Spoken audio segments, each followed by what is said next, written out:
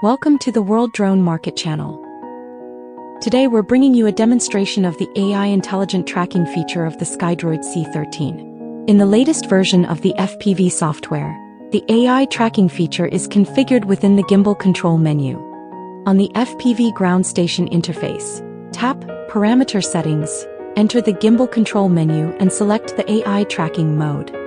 Then simply draw a box around the target you want to follow, and the C13 will automatically begin tracking it. Paired with the Skydroid FPV software, the C13 utilizes intelligent algorithms to achieve dynamic target recognition and real-time tracking, precisely capturing the target's movement trajectory.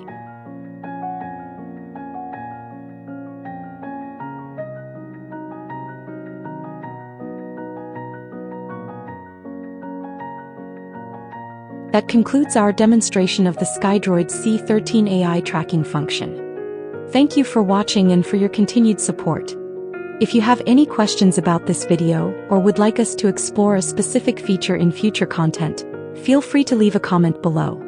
Don't forget to subscribe to the World Drone Market channel.